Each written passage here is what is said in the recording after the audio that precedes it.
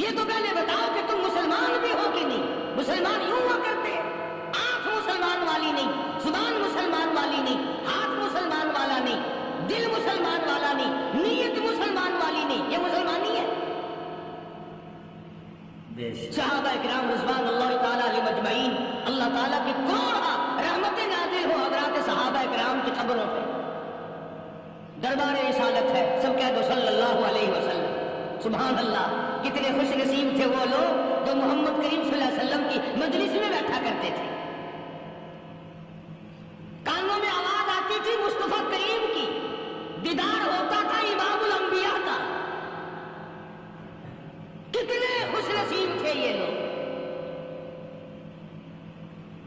جنگ سے واپس آئے صحابہ کرام, ایک لڑکی کو پکڑ کے لائے جو لڑنے آئی تھی. کفار کے ساتھ مل کر مسلمانوں کا مقابلہ کرنے آئی.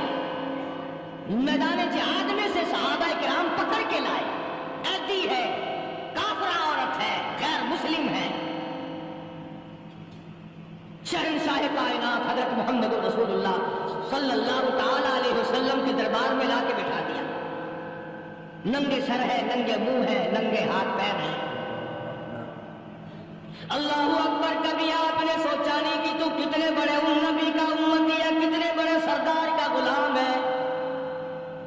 رحمت والی چادر اتار کر فرمائی, او بلال یہ میری چادر لے لے, اس لڑکی کے سر پہ ڈال دے, پردہ کرا دے. عرض کیا گیا کسی کافر کی لڑکی ہے, یہودی کی لڑکی ہے, عیسائی کی لڑکی ہے, غیر مسلم کی لڑکی ہے, میدان جہاد سے گرفتار کر کے لائی گئی قیدی لڑکی ہے. لڑنے آئی تھی, مارنے آئی تھی. اسلام کی دشمن ہے, دین کی دشمن ہے, قرآن کی دشمن ہے, مذہب کی دشمن ہے, خدا اور اس کے رسول کی دشمن ہے. اللہ تعالیٰ کے نبی حضرت محمد کریم صلی اللہ علیہ وسلم نے فرمایا, او لوگوں ٹھیک ہے لڑکی کافر کی ہے, کفر کی حالت میں پلی ہے, کفر پھیلانے آئی ہے, کفر کو بچانے آئی ہے, اسلام کا مقابلہ کرنے آئی ہے, اسلام کو مٹانے کے لیے آئی ہے. پر اے میرے دیوانوں, یہ تو بتاؤ اپنے باپ کافر کے دربار میں بھی ننگے سر بیٹھے اور میں کالے کملی والے کے دربار میں بھی ننگی بیٹھے.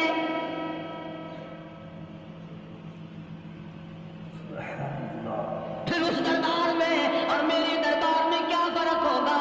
وہ کافر کا دربار ہے, یہ شہنشاہ کائنات کا دربار ہے, رحمت للعالمین کا دربار ہے, ساقی کوثر کا دربار ہے, شافی محشر کا دربار ہے, اللہ کے محبوب کا دربار ہے, آملہ کے در یتیم کا دربار ہے, فاطمۃ الزہرا کے ابا کا دربار ہے. اور بلال جلدی کر, میرے دربار میں کافر کی بیٹی آئے, میں اس کا بھی پردہ کروں گا.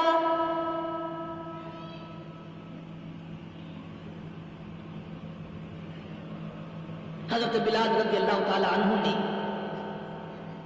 ذرا ایک اور لطیف سی بات ہے, تھوڑی سی باریک سی, اگر آپ سوچیں.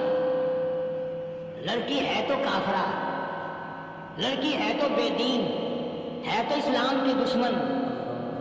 میں تو کئی مرتبہ سوچا کرتا ہوں کہ واہ لڑکی تیرا مقدر ہے تو کافر کی بیٹی, خود بھی کافرہ ہے, مگر مقدر تو دیکھو امام الانبیاء کی چادر سر پہ ڈالے بیٹھی ہے.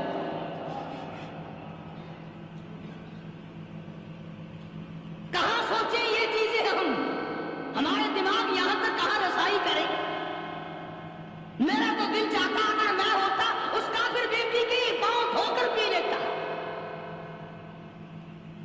تو ایڈی مقدروں والی, تو اینی خوش نصیب, ابھی ابھی قیدی بن کر آئی, ابھی ابھی ہاتھوں میں ہتکڑی تھی, اور ابھی ابھی سر پہ رحمت تو عالم کی رحمت والی چادر.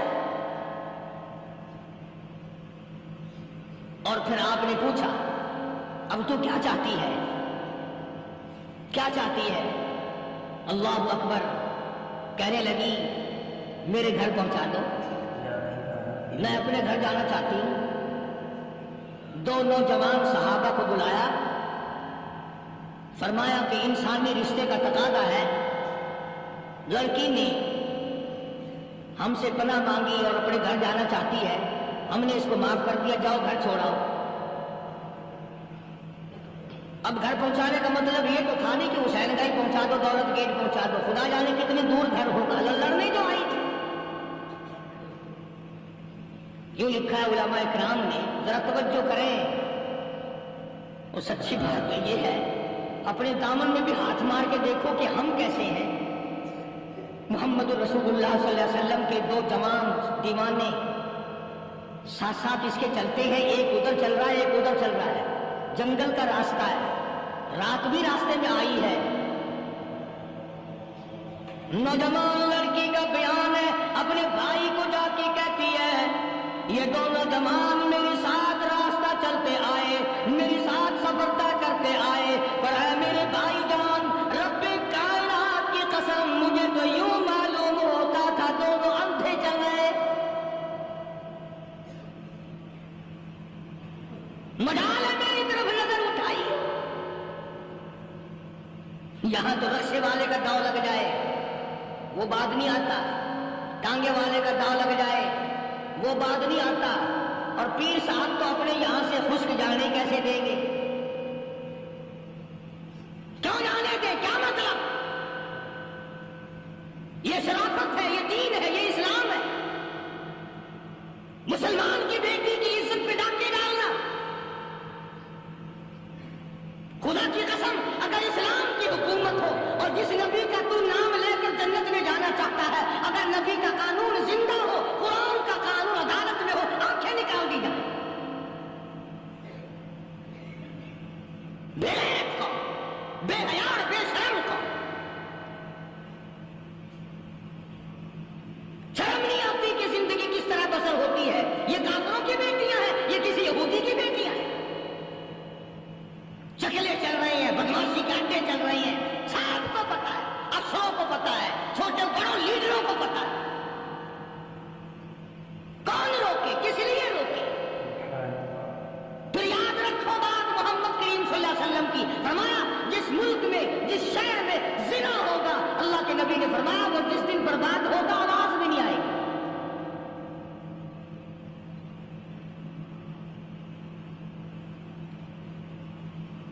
مسلمانوں کے یہاں سے ہو کر دربار نبوت سے چل کر رحمت دو عالم صلی اللہ تعالی علیہ وسلم کی چادر اوڑھ کر لڑکی اپنے گھر پہنچی۔ بھائی نے پوچھا بتا مسلمانوں نے تیرے ساتھ کیا برتاؤ کیا؟ مسلمان تجھے پکڑ کے لے گئے تھے، اتنی خوبصورت ہے تو، ایسی حسینہ ہے، شباب تیرا، حسن تیرا، جمال تیرا، شکل و صورت نرالی، نقش نرالے، آنکھیں تیری نرالی، چہرہ تیرا نرالا، لب تیرے نرالے، قد و قامت تیری نرالی، حسن تیرا شان والا، جوانی شباب ہے، بتا مسلمانوں نے تیرے ساتھ کیا گزری؟ رونے لگی اور کہنے لگی تو میرا باجا بھائی ہے، پر میں کیا بتاؤں، زمین و آسمان کے مالک کی قسم، سمندروں کے پیدا کرنے والے کی قسم، درختوں کے پتے پیدا کرنے والے کی قسم، ان پہاڑوں اور زمین کے ذرات کو پیدا کرنے والے کی قسم، جو میری عزت کی حفاظت محمد کے غلاموں نے کی ہے، وہ تو ماں جایا بھائی بھی نہیں کر سکتا۔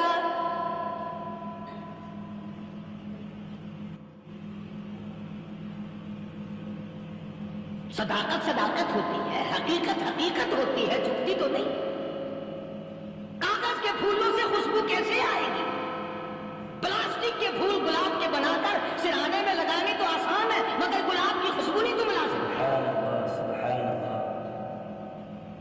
ارے وہ بھائی بھی تھا تو کافر، پھر بھی مقدروں والا نکلا۔ انہوں نے تو کفر چھوڑ دیا، اور ہم سے ریت نہیں چھوٹتی، رسمیں نہیں چھوٹتی، ہم سے شرک نہیں چھوٹتا، ہم سے بدعات نہیں چھوٹتی۔ بھائی کہتا ہے بہن کو، توجہ کرو،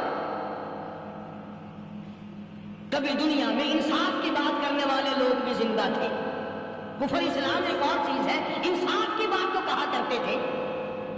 بھائی کہنے لگا بہن سے کہ میری بہن، چادر تیرے سر پہ نبی کی، کالی کملی والے کی چادر تیرے سر پہ ہے، یہ اس کے دیوانے تجھے ساتھ لے کے آئے ہیں، اور انہوں نے تیری عزت اور آبرو کی حفاظت کی ہے، تو یہ بتا کلمے سے خالی آئی؟ ایسے دربار سے خالی آ گئی؟ کھلانا لوٹ رہا وہاں تو خالی تو نہیں آ گئی؟ بہن کہنے لگی کہ ہاں خالی آئی ہے، مطلب یہ کہ میں نے کلمہ نہیں پڑھا، ایمان قبول نہیں کیا، دین قبول نہیں کیا، اسلام اور اس کا مذہب میں نے قبول نہیں کیا۔ بھائی کہنے لگا دکھ ہے تجھے ایسے دربار سے خالی اٹھتے شرم نہ آئی، اور دربار رسالت اور خالی آ گئی؟ کیا بات کہی ہے عورت نے، سبحان اللہ، اللہ اکبر۔ کہنے لگی 2 وجہ سے میں نے کلمہ نہیں پڑھا۔ دل میرا چاہ رہا تھا، اندر میرا کہتا تھا کہ جب میرے سر پہ یہ چادر آئی، میرا تو دل چاہتا تھا کہ لپٹ جاؤں قدموں سے آقا کے۔ بھائی میرا دل چاہتا تھا میں کھڑی ہو جاؤں دربار میں اور یوں کہوں میرا دل ہو تیرا گھر ہو، میرا دل ہو تیرا گھر ہو، تیرا در ہو میرا سر ہو۔ تمنا مختصر سی ہے مگر تمہید طولانی۔ میں نے کلمہ 2 وجہ سے نہیں پڑھا۔ پہلی وجہ تو یہ کہ جب تو سنتا، تجھ تک یہ بات پہنچتی کہ میری بہن نے کلمہ پڑھ لیا، تو شاید تیرے دماغ میں یہ بات نہ آ جائے کہ میری بہن سے مسلمانوں نے زبردستی کلمہ پڑھوایا۔ اس لیے میں نے نہیں پڑھا۔ تیرے دماغ میں یہ بات نہ آئے کہ مسلمانوں نے مجبور کر کے، قیدی بنا کر کے جو لے گئے تھے، مجبور کر کے کلمہ پڑھایا، اور میری بہن نے ڈر کے مارے کلمہ پڑھا۔ کلمہ پڑھنے کا پختہ پروگرام ہے، مزہ آب آئے گا نا، یہاں سے آزاد ہو کر جاؤں گی۔ اور دوسری بات اس نے اور پتے کی کہی، کہنے لگی بھائی میں نے کلمہ اس لیے بھی نہیں پڑھا کہ بہن جنت میں جائے، بھائی دوزخ میں جائے۔ اصل میں تجھے لینے آئی ہوں، دونوں چل کر اس دربار کی غلامی کریں گے۔ میں نے یہ خوف کھایا کہ میرا بھائی غصے میں آ کر کفر پر اور مضبوط نہ ہو جائے، اس لیے مجھے آنے کی کوئی ضرورت نہیں تھی۔ اور کہنے لگی او میرے بھائی وہ دربار کوئی واپس آنے کا تھوڑی ہے، وہاں تو جو گیا قربان ہو گیا، جو گیا قربان ہو گیا۔ چلو چلتے ہیں دونوں بہن بھائی آ کر حضور اکرم صلی اللہ علیہ وسلم کے ہاتھ میں کلمہ پڑھ کر مسلمان بن جاتے ہیں۔ وہ نبی کی ایک بات دے کر کلمہ پڑھ کر مسلمان بن گئے۔ ہمارے سامنے لاکھوں حدیثیں، ہزاروں قرآن کی آیتیں ہیں، پر ہم آج تک مسلمان نہ بنے۔ جب مرضی آئی نماز پڑھ لی، جب مرضی آئی زکات دے دی، جب مرضی آئی قرآن پڑھ لیا، جب مرضی آئی دین ایمان کر لیا، مرضی آئی چوری کر لی، مرضی آئی ٹھگی مار لی۔ اس کا نام دین نہیں ہے، اس کا نام ٹھگی اور فریب۔ اس لیے قرآن کریم نے للکار کے کہا تأمرون الناس بالبر وتنسون انفسکم وانتم تتلون الکتاب۔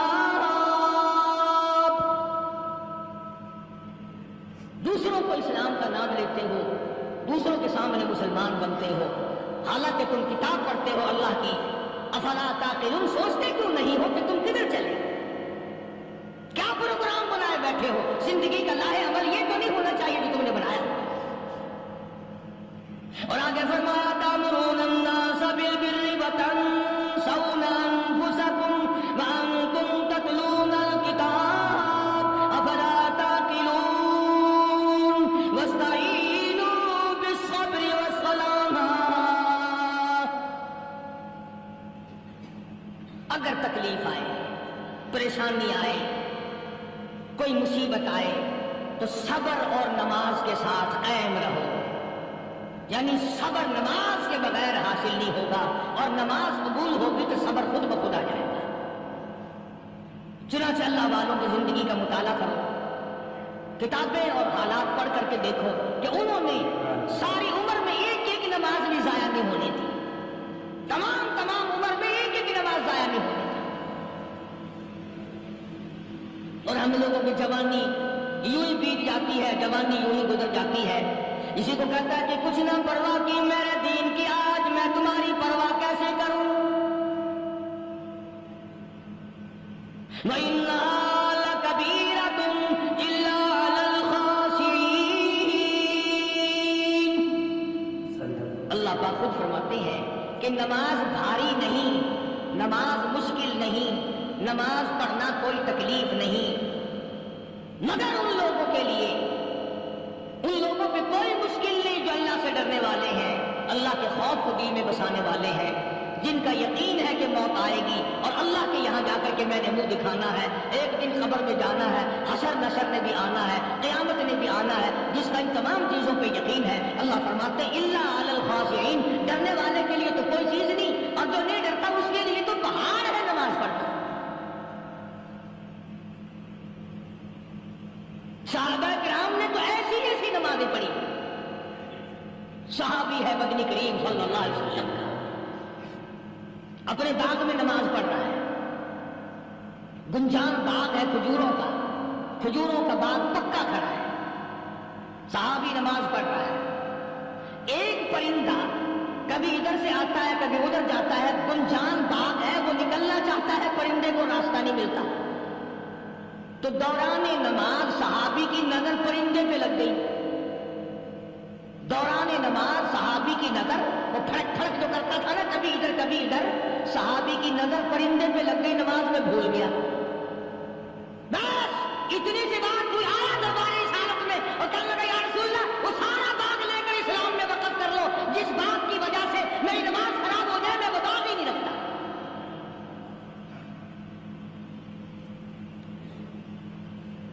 ہمارے یہاں بھی کوئی عظمت ہے نماز کی،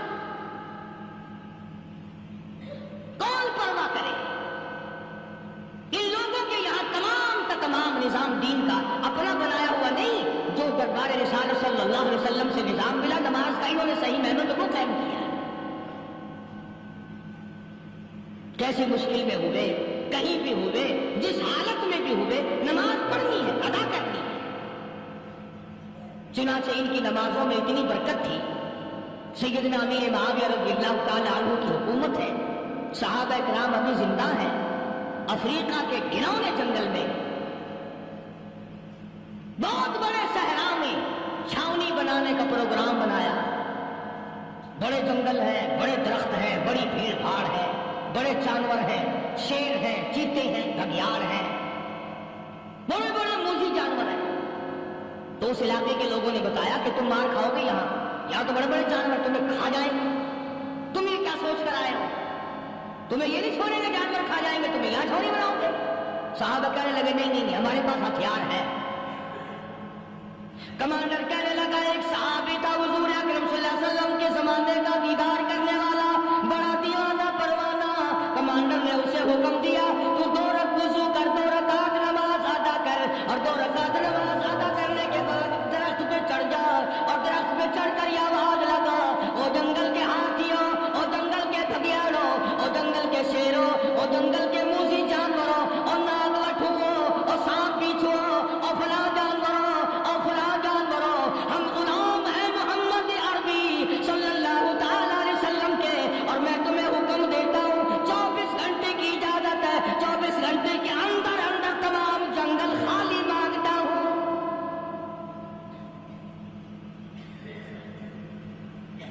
مارسلہ نافذ کر دیا حضور کے غلام نے، ہاتھیوں پہ، جانوروں پہ، چیتوں پہ، بھگیاڑوں پہ، شیروں پہ، اور اعلان کا رخ دیکھیں آپ، کہا کہ 24 گھنٹے کے بعد جو ملے گا اسے قتل کر دیا جائے گا۔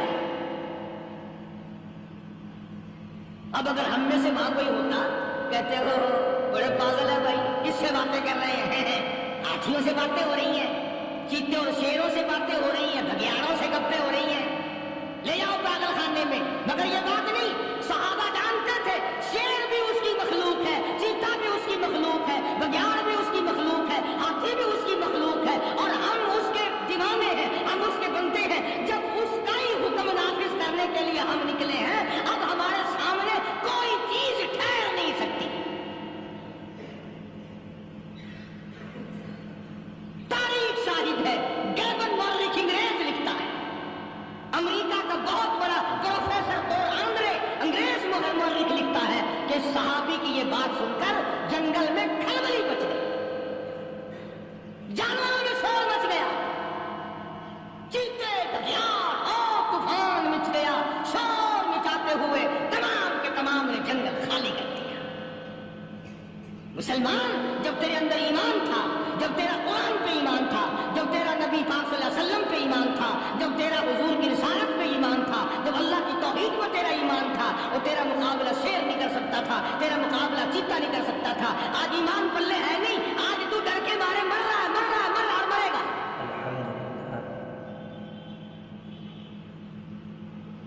ایک صحابی جنگل میں راستہ بھول گیا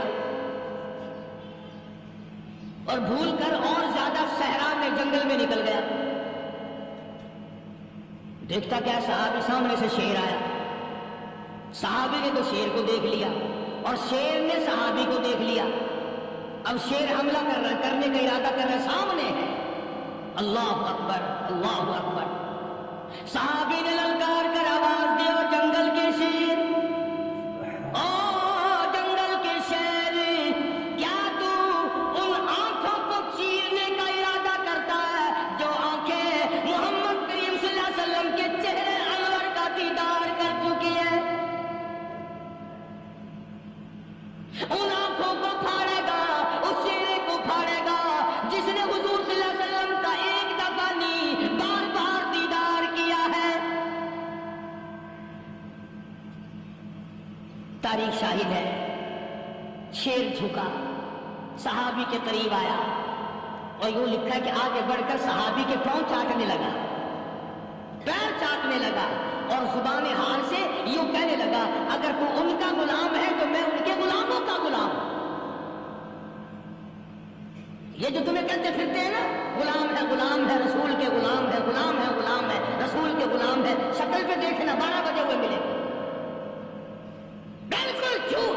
شکل نہیں غلاموں والی، اخلاق نہیں غلاموں والا، اعمال نہیں غلاموں والے، عقائد نہیں غلاموں والے، سیرت نہیں غلاموں والی، لباس نہیں غلاموں، اور غلام کا ہے۔ بازاروں میں پھرتے ہیں، جلوس نکالتے، غلام ہے رسول کے غلام ہے۔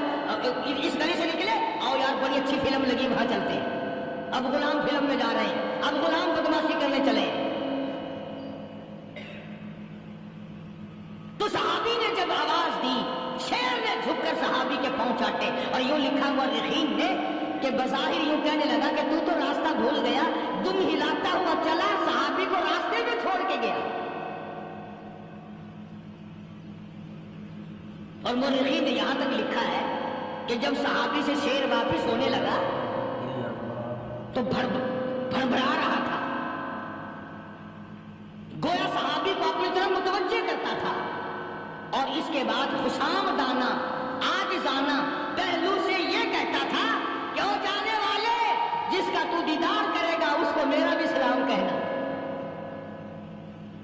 ان کی خدمت میں میرا بھی سلام عرض کرنا۔ کوئی ایک واقعہ نہیں ہے۔ مدینہ منورہ سے شام کے راستے میں شیر آ کر کے بیٹھ گیا، لوگوں کا راستہ بند ہو گیا، کوئی آدمی مدینے پاک میں واپس، اللہ ہر مسلمان کو مدینے پاک کی زیارت نصیب فرمائے۔ ہاں مدینہ بڑی شے ہے، ہاں مدینہ نہ دیکھا تو کچھ بھی نہ دیکھا، ہاں الہی دکھلا دے مدینہ کیسی بستی ہے جہاں پر رات دن مولا تیری رحمت برستی ہے۔ وہ شہر نرالا، وہ گلیاں نرالی، وہ شاہراہیں نرالی، وہ گنبد خضرا نرالا، خدا کی قسم وہاں جو آسمان سے نور برستا ہے وہ بھی نرالا ہی ہے۔ کسی نے آ کر مدینے میں کہا کہ راستے میں شیر بیٹھا ہے، لوگوں کا راستہ روک رکھا ہے۔ عبداللہ بن عمر رضی اللہ تعالیٰ عنہ، صوفی صحابی، کوئی ایسا بہادرانہ کام کرنے والا بھی نہیں، لاٹھی نہیں مانگتا، تلوار نہیں اٹھاتا، نیزہ نہیں اٹھاتا، تیر نہیں لیتا، گولی کا سامان نہیں، تیر و تلوار کا سامان نہیں، کوئی چیز نہیں، بے دھڑک بے جھجک جا کر شیر کا کان پکڑ کے مروڑ کے صحابی کہتا ہے، تجھے کس نے اجازت دی حضور کے غلاموں کا راستہ روکنے کی؟ تجھے شرم نہیں آتی؟ تو سرکار مدینہ کے غلاموں کا راستہ روکے بیٹھا ہے۔ تاریخ شاہد ہے، تم ہلاتا ہوا جنگل کو بھاگ گیا۔ اور آج اولاد ہمارے کہنے کی نہیں، شیروں کو تو کیا منائیں گے، اولاد نہیں مانتی، بیوی نہیں مانتی، کچھ اپنا بھی قصور مانو نا، کچھ گڑبڑ ہے نا اندر۔ اختر شیرانی نے بڑی عجیب بات کہی، اسی کو کہتا کہ یہ عذر امتحان ہے، جذبہ دل کیسا نکل آیا، یہ عذر امتحان ہے، جذبہ دل کیسا نکل آیا، میں الزام کو دیتا تھا، قصور اپنا نکل آیا۔ گریبان میں جا کر دیکھو، ٹٹول کر کے دیکھو، اپنی نیتوں کو ہاتھ مار کے دیکھو، اپنے عقیدے کو ٹٹول کے دیکھو، اپنے ایمان کو تلاش کر کے دیکھو، اپنی نظروں سے پوچھو، اپنی زبان سے پوچھو، اپنے پیٹ سے پوچھو، تیرے اندر کیسی روٹی جا رہی ہے؟ کیوں کر ہم کامیابی سے ہمکنار ہوں؟ یہ خلقت پھر ہمارے لیے غیر کیوں نہ بنے؟ یہ سارا جہان ہمارا دشمن کیوں نہ بنے؟ صحابہ تو ایسے بے دھڑک تھے، کسی شہنشاہ کی پرواہ نہیں کیا کرتے تھے، کسی شہنشاہ کی پرواہ اللہ والے نہیں کرتے تھے۔ تم تو بڑے پیروں کو ماننے والوں، پر جو میں بات بتاؤں گا پیر کی وہ نہیں مانو گے۔ مجدد الفسانی سرہندی سب کہہ دو رحمت اللہ علیہ، نقشبندی خاندان کے سربراہ ہیں، بہت بڑے بزرگ ہیں، پکڑ کر کے لے گئے حکومت والے، بادشاہ کو سجدہ کرانا ہے، بادشاہ کو سجدہ کرانا ہے۔ وہ کائے کا سجدہ کرتے تھے؟ وہ کسی سے ڈرتے ہی نہیں تھے، اللہ والا کسی سے ڈرا ہی نہیں کرتا۔ تو یوں سنا کا انتظام کیا گیا کہ دربار کے قریب جا کر ایک دیوار بناؤ، اس میں بھی چھوٹی سا روشن دان دریچہ موری لگاؤ، جس میں سے جھک کر بندہ اندر داخل ہو، تاکہ ایک دفعہ جھک جائے صحیح، یہ پیر، یہ درویش، یہ قلندر، یہ ولی، یہ مولوی بکرا ہونے سے جھکا لو، جس طرح سے بھی ہو سکے۔ اب تمہاری نظروں میں تو ہماری کوئی قیمت نہیں، تم جو یہاں جمعہ پڑھنے آتے ہو، تمہارے خیال میں ہماری کوئی قیمت نہیں، وضو کیا، سنتیں پڑھی، جمعہ پڑھایا، بس ہم اور ہمیں نہ تو جانتا ہے نہ تو پہچانتا ہے۔ تم کیا جانو کہ صوبائی ان ڈپارٹمنٹ میں ہمارے تذکرے، مرکز گورنمنٹ میں ہمارے تذکرے، کون سیدھا چل رہا ہے، کون الٹا چل رہا ہے، کون ہمارے لیے خطرناک ہے، اور تمہیں کیا پتا ہمیں تو لوگ ڈبل سٹار لکھتے ہیں۔ مجدد الفسانی سرہندی رحمت اللہ علیہ کے لیے کھڑکی بنائی گئی، جھک کر داخل ہوگا، اسی باتیں سے جھک جائے گا۔ مگر اللہ والوں کو عقل اللہ ہی عطا کرتا ہے۔ جب وہاں گئے نا، انہوں نے کہا جی اس میں سے داخل ہو کے اندر چلنا ہے۔ مجدد صاحب نے پہلے دونوں پیر داخل کیے، بجائے یوں جھک کر داخل ہونے کے یوں لمبے ہو کے داخل ہوئے، پیر اندر پہلے داخل کر لیے، یعنی اور بھی ادبی کی کہ پیر پہلے لگے، میرے پاؤں ہے تیرا سر ہے، لاؤ ملاقات کر۔ اللہ والا جھکا ہی نہیں۔ بڑی اللہ والے کو یہ پتہ نہیں تھا کہ میں تو زندہ کے سامنے نہیں جھکتا، یہ مردوں کے سامنے جھکتے پھریں گے لوگ۔ انہیں یہ پتہ نہیں تھا کہ یہ قبروں کی مٹی چاٹتے پھریں گے، یہ رات دن شرک کی لعنت میں گرفتار ہو کر کے مریں گے۔ لگے ہوئے ہیں میلے، بڑھ بڑھ کے خلقت جا رہی ہے، تھوڑے پھنسی کا علاج ہوگا، بیماریوں کا علاج ہوگا، پانی چشمے کا پی آؤ، پانی چشمے کا پی آؤ۔ مخدوم رشید کے علاقے کے سارے سال اس کھڈے میں لوگ بھگتے ہیں، اور انشاءاللہ یہ اس مہینے میں جا کر وہ گو کا ملا ہوا تبرک پی کے آتے ہیں۔ بڑا بہترین تبرک ہے۔ نوح علیہ السلام کی قوم نے کشتی پخانہ کر کر کے بھر دی تھی نا، حضرت نوح علیہ السلام اللہ کے حضور میں رو پڑے، فرمایا دیکھ میرے رب، تو نے حکم دیا، کہاں سے لکڑیاں لایا، چختے چیرے، تختوں کو جوڑا، اتنی محنت کی، میں نے کشتی بنائی اور ان ظالموں نے ہاتھ ہاتھ کے بھر دی۔ فرمایا میرے نوح گھبرانا، اگر انہی سے نہ چکوا دوں تو میری خدائی کیا ہوئی؟ گھبرانا، 950 سال مار کھانے والے پیغمبر، میں تیرا ساتھی ہوں، تو کیوں گھبرایا؟ تو کانوں تک لبا لب پخانا کر کر کر کے بڑھ گئی، قوم میں بیماری پھیل گئی۔ جو عورت چلے کہاں چلی؟ نوح علیہ السلام نے کشتی میں پخانا کرنے چلی۔ جو بڈھا پرانا پیپا گائے بڑے میں کہاں جا رہے ہو؟ کشتی میں پخانا کرنے چلاؤ۔ اللہ میاں نے خارش کی بیماری بھیج دی، ہو چھوٹے بڑے، امیر غریب، جوان بوڑھے، مرد اور پھرے آگا پیچھا کھجاتے ہوئے کسر کسر کسر کسر تنگ ہو گئے سارے۔ وہ ایک بڈھا بڑا خارش کا مارا ہوا تنگ بیمار بھی بعد نہ آیا، وہ کشتی کے کنارے پہ بیٹھ کے پخانا کرنے لگا نا، پیر پھسل گیا، دھڑم اندر تبرک کے، اب وہ ساری جان لتھڑ گئی، سارا سن گیا۔ باہر آ کے پانی پونی سے صاف کیا، وہ جہاں جہاں گندگی لگی تھی نا، وہ خارش ہی ختم ہو گئی۔ چڑھ گیا درخت پہ، کہنے لگا